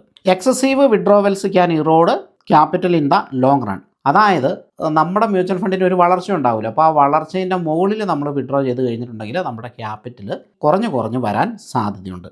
അല്ലെങ്കിൽ ഭയങ്കരമായിട്ട് വിഡ്രോ ചെയ്താൽ, ഇപ്പോൾ 1 കോടി രൂപ ഇട്ടിട്ട് എല്ലാ മാസവും 1 ലക്ഷം രൂപ അല്ലെങ്കിൽ ഒരു 1.5 ലക്ഷം രൂപ വെച്ച് വിഡ്രോ ചെയ്യാമെന്ന് വെച്ചു. അപ്പോൾ അത്രയും വളർച്ച ആ ഫണ്ടിനില്ലെങ്കിൽ തീർച്ചയായിട്ടും ആ ക്യാപിറ്റലിൽ നിന്നും കൂടെ പൈസ ബാങ്കിലേക്ക് വരാനുള്ള സാധ്യതയുണ്ട്. അപ്പോൾ വിഡ്രോ ചെയ്യുമ്പോഴും നമ്മൾ ശ്രദ്ധിക്കണം. ഇനി ട്രഡീഷണൽ ഇൻവെസ്റ്റ്മെൻറ്റും SW പ്ലാനും തമ്മിലുള്ള വ്യത്യാസങ്ങൾ എന്തൊക്കെയാണെന്ന് നോക്കാം. അപ്പോൾ ആദ്യത്തെ കോളത്തിൽ ആസ്പെക്റ്റും, രണ്ടാമത്തെ കോളത്തിൽ SWPയും, മൂന്നാമത്തെ കോളത്തിൽ ട്രഡീഷണൽ ഇൻവെസ്റ്റ്മെൻറ്റ് പ്രോഡക്റ്റുമാണ് കൊടുത്തിരിക്കുന്നത്. നമുക്ക് നോക്കാം എന്തൊക്കെയാണ് വ്യത്യാസം എന്നുള്ളത്. ഇൻകം ജനറേഷനിൽ SWPയിൽ നമുക്ക് പ്രിൻസിപ്പൽ ഇൻവെസ്റ്റ്മെൻറ്റിൽ നിന്ന് വിഡ്രോ സാധിക്കും. ട്രഡീഷണൽ പ്ലാനിൽ interest or coupon rate is paid to investors at a fixed interval. അതായത് ഇപ്പോൾ FD ആയിട്ട് കണക്കൂട്ട്. FD ആണെങ്കിൽ 1 വർഷം കഴിയുമ്പോൾ നമ്മൾ എന്തായാലും കിട്ടുന്ന റിട്ടേൺ ടാക്സ് കൊടുക്കണം. ഇനി ഇൻവെസ്റ്റ്മെൻറ്റ് വെഹിക്കിൾ എന്തൊക്കെയാണെന്ന് ചോദിച്ചാൽ SWPയിൽ നമ്മൾ ചെയ്യുന്ന ഒൺലി മ്യൂച്വൽ ഫണ്ട് മാത്രമാണ്. എന്നാൽ ഫിക്സ്ഡ് ഡിപ്പോസിറ്റ്, ബോണ്ട്സ്, അന്യൂറ്റീസ് ഇതൊക്കെയാണ് ട്രഡീഷണൽ ഇൻവെസ്റ്റ്മെൻറ്റ് പ്രോഡക്റ്റിൽ നമ്മൾ ചെയ്യുക. അപ്പോൾ തന്നെ നമുക്കറിയാലോ, ബോണ്ടിലാണെങ്കിലും അത് മെച്യൂർ ആകുമ്പോൾ അതിന് ടാക്സബിളാണ്, ഫുള്ളി ടാക്സബിളാണ്, FD ടാക്സബിളാണ്, മറ്റെല്ലാം ടാക്സബിളാണ്. അപ്പോൾ മ്യൂച്വൽ ഫണ്ടിൻ്റെ ഇതിൽ മാത്രമാണ് നമുക്ക് ഈ ടാക്സ് ബെനിഫിറ്റ് കാര്യങ്ങളുള്ളത്. ഇനി ഫ്ലെക്സിബിലിറ്റി നോക്കിക്കഴിഞ്ഞിട്ടുണ്ടെങ്കിൽ മ്യൂച്വൽ ഫണ്ട് ഹൈ ഫ്ലെക്സിബിളാണ്. അതായത് നമുക്ക് ഇഷ്ടമുള്ള പോലെ നമുക്കിത് ഓപ്പറേറ്റ് ചെയ്യാൻ പറ്റും. ഒരു ഫണ്ടിൽ നിന്ന് മറ്റൊരു ഫണ്ടിലേക്ക് മാറ്റാൻ പറ്റും, STP ചെയ്യാൻ പറ്റും. അതായത് SWP ചെയ്യുമ്പോൾ തന്നെ STP ചെയ്യാൻ പറ്റും. ഒരു ഫണ്ടിൽ നിന്ന് മറ്റൊരു ഫണ്ടിലേക്ക് മാറ്റാൻ സ്വിച്ചിങ് ആണ്, അത് ചെയ്യാൻ പറ്റും. ഇനി ഇൻവെസ്റ്റ്മെൻറ്റ് എമൗണ്ട് കൂട്ടാനും കുറയ്ക്കാനും പറ്റും. അങ്ങനെ ഹൈലി ഫ്ലെക്സിബിളാണ്. എന്നാൽ ഒരു FD കണക്ക് കൂട്ടുക, അത് ഹൈലി ഫ്ലെക്സിബിൾ അല്ല. അതൊരു വർഷം കഴിഞ്ഞാൽ പിൻവലിക്കാൻ പറ്റുള്ളൂ, അല്ലെ പെനാൽറ്റി വരും. അത് ഫ്ലെക്സിബിലിറ്റി അതിൽ വളരെ കുറവാണ്. മ്യൂച്വൽ ഫണ്ട് ഇപ്പോൾ നമുക്ക് എപ്പോൾ വേണമെങ്കിലും പിൻവലിക്കാം. ഇപ്പോൾ നമ്മൾ 1 കോടി രൂപ ഇൻവെസ്റ്റ് ചെയ്തു, അല്ലെ 50 ലക്ഷം ചെയ്തു, 10 ലക്ഷം ചെയ്തു. ഇപ്പോൾ നമുക്ക് പെട്ടെന്ന് ഒരു 50,000 രൂപ ആവശ്യമുണ്ട്. അപ്പം SWP സാധനമൊന്നും നോക്കണ്ട, നമുക്കല്ലാതെ തന്നെ ഫണ്ട്സിൻ്റെ യൂണിറ്റ് സെല്ല് ചെയ്തിട്ട് പൈസ ബാങ്കിലേക്ക് കൊണ്ടുവരാൻ പറ്റും. ഇപ്പോൾ 10 ലക്ഷം രൂപ ഇൻവെസ്റ്റ് ചെയ്തിട്ട് നമുക്കൊരു 5 ലക്ഷം രൂപ ഇമ്മീഡിയറ്റ് ആവശ്യമുണ്ട്. അത് നമുക്ക് പെട്ടെന്ന് തന്നെ കൊണ്ടുവരാൻ പറ്റും, വിറ്റ് കൊണ്ടുവരാൻ പറ്റും. എന്നാൽ FDയിൽ അങ്ങനെയല്ല. അങ്ങനെ നമുക്ക് കൊണ്ടുവന്ന് കഴിഞ്ഞാൽ അതിന് പെനാൽറ്റി ഉണ്ട്. നമ്മൾ ഒന്ന് റിട്ടേൺ കിട്ടില്ല, കിട്ടുന്ന റിട്ടേണിൽ തന്നെ കുറവുണ്ടാകും, ഭയങ്കര പ്രശ്നമാണ്. ആ റിട്ടേൺ ടാക്സബിളുമാണ്, ആകെ മൊത്തം പ്രശ്നമാണ്. FDക്ക് നോർമലി ലോക്കിംഗ് പീരീഡ് ഉണ്ട്, എന്നാലും നമുക്ക് വിഡ്രോ ചെയ്യാം, കുഴപ്പമൊന്നുമില്ല. ലോക്കിംഗ് പീരീഡ് ഉണ്ട്, പക്ഷേ നമുക്ക് ആ റിട്ടേണോ കാര്യങ്ങളോ ഒന്നും കറക്റ്റായിട്ട് കിട്ടില്ല, പെനാൽറ്റിയും കൊടുക്കേണ്ടി വരും. പിന്നെ പാർഷ്യൽ എമൗണ്ട് വിഡ്രോ ചെയ്യാൻ പറ്റില്ല. ഇപ്പോൾ 10 ലക്ഷം രൂപ FD ഇട്ടാൽ 10 ലക്ഷം രൂപയായിട്ടാണ് അത് കുറയ്ക്കാൻ പറ്റുള്ളൂ, അല്ലെങ്കിൽ എടുക്കാൻ പറ്റുള്ളൂ. അതിൽ നിന്ന് 1 ലക്ഷം രൂപ എടുക്കുക, ബാക്കി 9 ലക്ഷം കണ്ടിന്യൂ ചെയ്യാമെന്ന് പറഞ്ഞാൽ അങ്ങനെ പറ്റില്ല. അതിന് ചിലപ്പോൾ നമ്മൾ 10 ലക്ഷം രൂപ ഇടുന്നത് 10 ആയിട്ട് ഡിവൈഡ് ചെയ്ത് FD ഇടേണ്ടി വരും. പിന്നെ SWPയിൽ മ്യൂച്വൽ ഫണ്ടുകൾ മാർക്കറ്റ് ഫ്ലക്ച്വേഷന് വിധേയമാണ്. എന്നാൽ FDയിലും മറ്റുമൊക്കെ ആണെങ്കിൽ ഫിക്സ്ഡ് ഇൻട്രസ്റ്റ് ആയിരിക്കും കിട്ടുക. മാർക്കറ്റ് ഫ്ലക്ച്വേഷൻ അതിനെ ബാധിക്കുന്നില്ല. SWPയിൽ മാർക്കറ്റ് റിസ്ക് ഉണ്ട്. എന്നാൽ ട്രഡീഷണൽ ഇൻവെസ്റ്റ്മെൻറ്റ് പ്രോഡക്റ്റിൽ മാർക്കറ്റ് റിസ്ക് വളരെ കുറവാണ്. എന്നാൽ അവിടെ ഒരു റിസ്ക് ഉള്ളത് ഇൻഫ്ലേഷൻ ഫേസ് ചെയ്യും. ഇപ്പോൾ ഇൻഫ്ലേഷൻ കൂടുകയും കുറയുകയും ചെയ്താൽ അത് അഫക്റ്റ് ചെയ്യും. ഇൻട്രസ്റ്റ് റേറ്റ് റിസ്ക് ഉണ്ട്. ഇൻട്രസ്റ്റ് റേറ്റ് RBI കൂട്ടുന്നതും കുറയ്ക്കുന്നതനുസരിച്ച് ഈ FDയിലും വ്യത്യാസം വരും, അല്ലേ? FDയുടെ ഇൻട്രസ്റ്റ് കൂടുന്നതും കുറയുന്നതും നമ്മൾ കണ്ടിട്ടില്ലേ? ഇപ്പോൾ വളരെ കുറഞ്ഞാണ് നിൽക്കുന്നത്. അപ്പോൾ വീണ്ടും ഇൻട്രസ്റ്റ് റേറ്റ് കുറച്ചാൽ വീണ്ടും കുറയും, കൂട്ടുവാണെങ്കിൽ കൂടും. അപ്പോൾ അങ്ങനെ ഒരു റിസ്ക് FD പോലെയുള്ള അല്ലെങ്കിൽ ട്രഡീഷണൽ ഇൻവെസ്റ്റ്മെൻറ്റ് പ്രോഡക്റ്റിനുണ്ട്. അതിപ്പോൾ ബോണ്ടുകൾക്കൊക്കെ ഉണ്ട് കേട്ടോ. പിന്നെ SWP ടാക്സ് എഫിഷ്യൻ്റ് ആണ്, അത് ഞാൻ വിശദമായിട്ട് വിശദീകരിച്ച് കഴിഞ്ഞു. എന്നാൽ traditional investment product taxation depends on the type of investment and applicable laws. Normally അത്ര എഫിഷ്യൻ്റ് അല്ല. SWPയിൽ ജനറലി ലിക്വിഡാണ്. മ്യൂച്വൽ ഫണ്ട് ജനറലി ലിക്വിഡാണ്, എപ്പോൾ വേണമെങ്കിലും നമുക്ക് വിൽക്കാൻ പറ്റും. എന്നാൽ ഇവിടെ പെനാൽറ്റിയും കാര്യങ്ങളും ഒക്കെ വരുന്നത് ഞാൻ പറഞ്ഞല്ലോ, ഇടയ്ക്ക് നമ്മൾ വിറ്റും മറ്റുമൊക്കെ കഴിഞ്ഞാൽ പെനാൽറ്റിയും കാര്യങ്ങളും വരാൻ സാധ്യതയുണ്ട്. മെച്യൂരിറ്റി സമയത്ത് വിൽക്കാൻ പറ്റുള്ളൂ, അല്ലെങ്കിൽ അന്നേരമാണ് നമുക്ക് വിഡ്രോ ചെയ്യാൻ പറ്റുള്ളൂ. ഇനി SWPയിലേക്ക് വരുമ്പോൾ can potentially continue to grow the remaining investment balance. അതായത് നമ്മൾ SWP ആയിട്ട് വിഡ്രോ ചെയ്യുന്ന ഒരു എമൗണ്ട് ഉണ്ട്. അത് നോർമലി നമ്മൾ ഇൻവെസ്റ്റ് ചെയ്ത വലിയ എമൗണ്ടിൽ നിന്ന് ഒരു ചെറിയ ഭാഗം മാത്രമാണ്. ബാലൻസ് ഇങ്ങനെ വളർന്നുകൊണ്ടിരിക്കും. അപ്പോൾ ആ വളരാനുള്ള ഒരു പൊട്ടൻഷ്യലുണ്ട്, ചാൻസ് ഉണ്ട്. ട്രഡീഷണൽ ഇൻവെസ്റ്റ്മെൻറ്റിൽ അങ്ങനെ വളരാനുള്ള ചാൻസോ കാര്യങ്ങളോ ഒന്നുമില്ല. FDയുടെ റിട്ടേൺ 7% എന്ന് പറഞ്ഞാൽ 7%. അത് 10 ആകാനുള്ള ഒരു സാധ്യതയില്ല. സാധ്യതയില്ലെന്നല്ല, ആകില്ല. ഇപ്പോൾ ബോണ്ടിൽ 8% എന്ന് പറഞ്ഞാൽ 8%. അത് 10 ആകാനോ 15 ആകാനോ 20 ആകാനോ ഉള്ള ഒരു സാധ്യത ഇല്ല, അതായത് ആവില്ല. എന്നാൽ മ്യൂച്വൽ ഫണ്ടിൽ അങ്ങനെയല്ല. അത് 10 ആകാനും 15 ആകാനും 20 ആകാനും 25 ആകാനും ഒക്കെ സാധ്യതയുണ്ട്. കാരണം അതുപോലെ വളരുന്ന ഫണ്ടുകൾ നമ്മൾ കണ്ടിട്ടുണ്ട്. അപ്പോൾ അങ്ങനെ വലിയൊരു വളർച്ച ഓപ്പർച്യൂണിറ്റി ഈ SWPയിൽ ഉണ്ട് എന്നുള്ളതാണ്. അതിന് കാരണം അത് മ്യൂച്വൽ ഫണ്ടിൽ ഇൻവെസ്റ്റ് ചെയ്യുന്നതുകൊണ്ടാണ്. ഇനി ഒരു കേസ് സ്റ്റഡി നമുക്ക് പരിശോധിക്കാം. ഒരാൾ 1 കോടി രൂപയാണ് ഇൻവെസ്റ്റ് ചെയ്യുന്നതെന്ന് വിചാരിച്ചോളൂ. അദ്ദേഹം 2014 ഏപ്രിൽ 1 ഇൻവെസ്റ്റ്മെൻറ്റ് സ്റ്റാർട്ട് ചെയ്തു. മെയ്യിൽ SWPയും സ്റ്റാർട്ട് ചെയ്തു. അതായത് ഇൻവെസ്റ്റ് ചെയ്ത് ഒരു മാസം കഴിഞ്ഞിട്ട് വിഡ്രോവലും സ്റ്റാർട്ട് ചെയ്തു. SWP പീരീഡ് 10 വർഷമാണ്. SWP ചെയ്യുന്ന കാലാവധി, അതായത് മന്ത്ലിയാണ് SWP ചെയ്യുന്നത്. അങ്ങനെ 10 വർഷം. SWP എമൗണ്ട് 75,000 രൂപയാണ്. അപ്പോൾ 1 കോടി രൂപയൊക്കെ ഉണ്ടെങ്കിൽ നമുക്ക് കണ്ടില്ലേ, അടിപൊളിയാണല്ലോ. 75,000 രൂപ വെച്ച് മാസം നമുക്ക്. അപ്പോൾ ഇതാണ് അതിൻ്റെ ഒരു റേഷ്യോ എന്ന് പറയുന്നത്. 1 കോടിയൊക്കെ ഉണ്ടെങ്കിൽ നമ്മൾ 75,000 ഒക്കെ വിഡ്രോ ചെയ്യാം. 1 ലക്ഷം വേണമെങ്കിൽ ചെയ്യാം കേട്ടോ. അത് ഫണ്ട് വളരുന്നതനുസരിച്ച് നമുക്ക് ആ കൂട്ടുകയും കുറയ്ക്കുകയും ചെയ്യാം. 50,000 ചെയ്യാം. അങ്ങനെ എന്തായാലും 75,000 രൂപ വെച്ച് അദ്ദേഹം വിഡ്രോ ചെയ്യുന്നു. നമ്പർ ഓഫ് മന്ത്ലി ഇൻസ്റ്റാൾമെൻറ്റ് 120 ആണ്. അതായത് 12 മാസം 1 വർഷം, അങ്ങനെ 10 വർഷം. അപ്പോൾ 120 ഇൻസ്റ്റാൾമെൻറ്റ് നടക്കുന്നുണ്ട്. ടോട്ടൽ വിഡ്രോവൽ എമൗണ്ട് നമ്മൾ കാൽക്കുലേറ്റ് ചെയ്ത് വരുമ്പോൾ 90 ലക്ഷം രൂപ വരും. എന്നാൽ 2024 ഏപ്രിലിൽ, അതായത് മാർക്കറ്റ് വാല്യൂ 10 വർഷം കഴിയുമ്പോൾ ആ ഫണ്ടിൻ്റെ മാർക്കറ്റ് വാല്യൂ എന്ന് പറയുന്നത് 1,47,000 സംതിങ് ആണ്. അപ്പോൾ XIR റിട്ടേൺ 12.21% റിട്ടേൺ കിട്ടിയാൽ പോലും ഈ ഒരു ഇതിലേക്ക് നമുക്ക് എത്താൻ പറ്റും. അപ്പോൾ നമ്മൾ ശ്രദ്ധിക്കേണ്ടത് എന്താണ്, നമ്മുടെ ഫണ്ടുകൾക്ക് 12% മുകളിൽ റിട്ടേൺ കിട്ടുന്ന ഫണ്ടുകളിൽ ഇൻവെസ്റ്റ് ചെയ്യുക എന്നുള്ളതാണ്. അല്ലെങ്കിൽ നമ്മൾ ഇൻവെസ്റ്റ് ചെയ്ത ഫണ്ടുകൾക്ക് 12% മുകളിൽ റിട്ടേൺ കിട്ടിയാൽ ഈ ഒരു സംഭവം ഈസി ആയിട്ട് അച്ചീവ് ചെയ്യാവുന്നതാണ്. അപ്പോൾ അത് മാത്രം നമ്മൾ അവിടെ ശ്രദ്ധിച്ചാൽ മതി. അപ്പോൾ 10 വർഷം കഴിയുമ്പോൾ ഈ സാധനം 1.5 കോടിയുടെ അടുത്ത് ആവുകയും ചെയ്തു. മാസം നമുക്ക് 75,000 രൂപ വെച്ച് 10 വർഷം വിഡ്രോ ചെയ്യാനും പറ്റി. ഇനിയിപ്പോൾ വേറെ ഒരു സാധനം കൂടി, ഇതിൻ്റെ ഗ്രാഫ് ഒന്ന് കണ്ടു നോക്കിക്കുക. ഇതിൻ്റെ ഗ്രാഫ് കാണൂ. The graph below shows how the investment has performed in the last 10 years after inflations. Inflation അല്ല കേട്ടോ, ഇനിഷ്യലാണേ. കാരണം അവിടെ ആ ഒരു എംബ്ലം വന്നിട്ട് മൂടിപ്പോൾ, അത് ഞാൻ പ്രിപ്പയർ ചെയ്തപ്പോൾ ശ്രദ്ധിച്ചില്ല. ഇൻഫ്ലേഷൻ അഡ്ജസ്റ്റ് ചെയ്തിട്ടുള്ള ഗ്രാഫ് അല്ല. അപ്പോൾ നമുക്ക് നോക്കാം. നമ്മൾ ആദ്യം ഇൻവെസ്റ്റ് ചെയ്തത് ഫസ്റ്റ് ഇങ്ങോട്ട് പോരൂ, 1 കോടി രൂപയാണ്. ഈ 1 കോടി രൂപ ഇവിടെ താഴെ ഡേറ്റ് കാണാം. 1/4/2014 ഇവിടെ കാണാൻ പറ്റും. ഏകദേശം ഡേറ്റുകൾ മതി. പക്ഷേ ഇത് അടുത്ത കുറേ മാസങ്ങൾ കൊണ്ട് 1,20 ലക്ഷം രൂപയ്ക്ക് മുകളിൽ ഇത് വളർന്നു കണ്ടോ. പിന്നീട് അത് 1 കോടിയിലേക്ക്, 1 കോടിയുടെ അടുത്തേക്ക് താഴേക്ക് വന്നു. 1 കോടി എത്തിയില്ല. വീണ്ടും അത് വളർന്നു. ഇങ്ങനെയാണ് ഫണ്ട് പോവുക. അപ്പോൾ ഇത് കറക്റ്റായിട്ട് മനസ്സിലാക്കിയിരിക്കണം. കയറ്റ ഇറക്കങ്ങൾ ഇതിലുണ്ട്. പിന്നീട് ഇതിങ്ങനെ മുകളിലേക്ക്. അപ്പോൾ 1,20 ലക്ഷം രൂപ അല്ലെങ്കിൽ 25 ലക്ഷം രൂപ കണ്ടയാൾ പിന്നീട് അതിൻ്റെ താഴേക്ക് പോകുമ്പോൾ ഒരു കാരണവശാലും പാനിക്കാരുത്. കാരണം ഇക്വിറ്റി മ്യൂച്വൽ ഫണ്ടുകൾ മാർക്കറ്റ് ഫ്ലക്ച്വേഷന് വിധേയമാണ്. ഇത് ഫ്ലക്ച്വേറ്റ് ചെയ്തേ ഇരിക്കും. അപ്പോൾ ഇവിടെ താഴേക്ക് പോയി, അത് കഴിഞ്ഞിട്ട് വീണ്ടും അത് മുകളിലേക്ക് പോയി, 1,20 ലക്ഷത്തിന് മുകളിലേക്ക് പോയി. പിന്നെയും ഇത് താഴേക്ക് പോയി, നമ്മുടെ ക്യാപിറ്റലിൻ്റെ താഴെ പോയി. അപ്പോഴത്തേനും കുറേ നാളായി. 2020 കേട്ടോ, 2020 2020 കൊറോണ ക്രാഷിന് ഇത് നമ്മുടെ 1 കോടി എന്നുള്ളതിൻ്റെ താഴെ പോയി. അപ്പോഴൊന്നും ആളുകൾ പാനിക്കാകരുത്. അവിടെ നിന്ന് ഇത് പറന്ന് കയറിയിട്ട് ഇതുവരെ കാണാത്ത ഹൈയിലേക്ക് പോയി. അതായത് ഇവിടെയൊക്കെ വിഡ്രോവൽ നടക്കുന്നുണ്ട്. മാസം 75,000 രൂപ വിഡ്രോവൽ നടക്കുന്നുണ്ട്. എന്നിട്ടും അത് ഇതുവരെ കാണാത്ത ഹൈയിലേക്ക് പോയി. വീണ്ടും അത് 1,20 ലക്ഷത്തിലേക്ക് വന്നു. ഇവിടെ 1,30 ലക്ഷമൊക്കെ ആയി കാണും കേട്ടോ. 30 ലക്ഷമൊക്കെ ആയി കാണും ഈ ഭാഗം. അത് കഴിഞ്ഞ് വീണ്ടും 1,20 ലക്ഷത്തിലേക്ക് വന്നു. പിന്നെ ഒരിക്കൽ പോലും അത് 1 കോടിയുടെ താഴെ പോയിട്ടില്ല. പിന്നെ ഇപ്പോഴത്തെ അവസ്ഥയിൽ അത് മോളിപ്പോയി. 2024 വരെയുള്ള ഡേറ്റയാണ് നമ്മൾ എടുത്തിരിക്കുന്നത്. അങ്ങനെ ഏറ്റവും വലിയ ഹൈയിലേക്ക് പോയി. അപ്പോൾ ഇങ്ങനെയാണ് ഇത് പെർഫോം ചെയ്യുന്നത്. ഇതിൽ എത്രയോ സിക്സാഗുകളുണ്ട്, എത്രയോ കയറ്റിറക്കങ്ങളുണ്ട്, എന്തൊക്കെയുണ്ട്. അപ്പോൾ ഈ സാധനം കറക്റ്റായിട്ട് ഇൻവെസ്റ്റേഴ്സ് മനസ്സിലാക്കണം. ഞാൻ വേറെ വീഡിയോകളിൽ ഈ ഒരു ഗ്രാഫ് കാണിച്ചിട്ടില്ല, മനഃപൂർവ്വം കാണിക്കാത്തതല്ല. അപ്പോൾ ഒരുപാട് കാര്യങ്ങൾ ഇങ്ങനെ പറഞ്ഞു പോകുന്നതാണ്. അപ്പോൾ അതുകൊണ്ടാണ് ഈ ഫയലിൽ ഈ ഒരു ഗ്രാഫ് ഇൻക്ലൂഡ് ചെയ്ത്. ഇതിങ്ങനെയാണ് കേട്ടോ, ഇത് നമ്മൾ മനസ്സിലാക്കണം. അപ്പോൾ ഇൻവെസ്റ്റ്മെൻറ്റ് താഴേക്ക് പോകുന്നു, മുകളിലേക്ക് പോകുന്നു, പാനിക്കാവരുത്. കാരണം ഇത് നമുക്ക് ഒഴിവാക്കാൻ പറ്റില്ല. അപ്പോൾ ഇത്രയും സംഭവങ്ങൾ കഴിഞ്ഞിട്ടാണ് നമുക്കൊരു 1,47 ലക്ഷം രൂപ ലാസ്റ്റ് ഉണ്ടാകുന്നതും അതുവരെ നമ്മൾ എല്ലാ മാസവും ഈ പറയുന്ന പോലെ 75,000 രൂപ വിഡ്രോ ചെയ്യുന്നതും. അപ്പോൾ നമ്മൾ ഇതിൻ്റെ കൺക്ലൂഷനിലേക്ക് വരികയാണെങ്കിൽ, സ്ഥിരമായിട്ട് മ്യൂച്വൽ ഫണ്ടിൽ നിന്നൊരു വരുമാനം ആഗ്രഹിക്കുന്നവർക്ക് ഇത് ചെയ്യാം. പിന്നെ ഡിസ്ക്ലൈമർ ഓൾറെഡി ഞാൻ പറഞ്ഞു കഴിഞ്ഞു. മാർക്കറ്റ് ഫ്ലക്ച്വേഷന് വിധേയമാണ്. അതായത് മാർക്കറ്റ് റിസ്ക് ഉണ്ട് മ്യൂച്വൽ ഫണ്ട് ഇൻവെസ്റ്റ്മെൻറ്റിന് എന്ന് വെച്ച് ഇതാരെങ്കിലും ചെയ്യാതിരിക്കുന്നുണ്ടോ? ഒരു റിസ്ക്കും ഇല്ലെങ്കിൽ നമുക്ക് ഒന്നും കിട്ടില്ല അല്ലേ? ഒരു റിസ്ക്കും ഇല്ലെങ്കിൽ നമ്മൾ എഫ് ഡിയിലൊക്കെ ഇടുന്നു, എല്ലാ വർഷവും കറക്റ്റ് ടാക്സ് കാര്യങ്ങൾ കൊടുക്കുന്നു, അതിൽ നിന്ന് ഒരു ചെറിയ റിട്ടേൺ കിട്ടുന്നു, വലിയ ഒരു സംഭവങ്ങളൊന്നും നമുക്ക് അതിൽ നിന്ന് ഒരു വെൽത്ത് ക്രിയേഷനൊന്നും നടക്കുകയില്ല. അതേസമയം ഈ വെൽത്ത് ക്രിയേഷനും കോമ്പൗണ്ടിങ്ങിൻ്റെ ബെനിഫിറ്റും അതെല്ലാം ആസ്വദിക്കണമെങ്കിൽ കുറച്ചൊക്കെ റിസ്ക് എടുത്തേ മതിയാവും. വലിയ റിസ്ക് എടുക്കാനല്ല പറയുന്നത്. കാരണം മ്യൂച്വൽ ഫണ്ട് തന്നെ ഗവൺമെൻറ് റെഗുലേറ്റഡ് ആണ്. ആ ഫണ്ട് നോക്കാൻ തന്നെ ഒരു ഫണ്ട് മാനേജേഴ്സ് ഉണ്ട്. അങ്ങനെ വരുന്ന ഫണ്ടുകൾ, നല്ല ഫണ്ടുകൾ കണ്ടുപിടിക്കാനും തീരുമാനമെടുക്കാനും മ്യൂച്വൽ ഫണ്ട് ഡിസ്ട്രിബ്യൂട്ടേഴ്സ് ഉണ്ട്. അപ്പോൾ ഇവരുടെയൊക്കെ ഹെൽപ്പോട് കൂടിയിട്ട് നിങ്ങളുടെ ഇൻവെസ്റ്റ്മെൻറ്റും കാര്യങ്ങളും പ്ലാൻ ചെയ്യുക. വ്യക്തമായ അറിവില്ലെങ്കിൽ ഒറ്റയ്ക്ക് ചെയ്യാതിരിക്കുക. അപ്പോൾ നമുക്ക് ഈ വീഡിയോ ഇവിടെ വൈൻഡപ്പ് ചെയ്യാം. Thank you for watching. മറ്റൊരു വീഡിയോയിൽ നമുക്ക് വീണ്ടും കാണാം. Happy investing. മ്യൂച്വൽ ഫണ്ടിൽ ഇൻവെസ്റ്റ് ചെയ്യാൻ താല്പര്യമുള്ളവർക്ക് ഡിസ്ക്രിപ്ഷനിൽ ലിങ്കുകൾ കൊടുത്തിട്ടുണ്ട്. Angel Fund, Asset Plus, Funds Bazaar ഏത് വേണമെങ്കിലും ഉപയോഗിക്കാവുന്നതാണ്. എന്തെങ്കിലും കൺഫ്യൂഷൻ ഉണ്ടെങ്കിൽ വാട്സപ്പിൽ കോൺടാക്റ്റ് ചെയ്യുക. വാട്സപ്പ് നമ്പർ കൂടി ഡിസ്ക്രിപ്ഷനിൽ കൊടുത്തിട്ടുണ്ട്.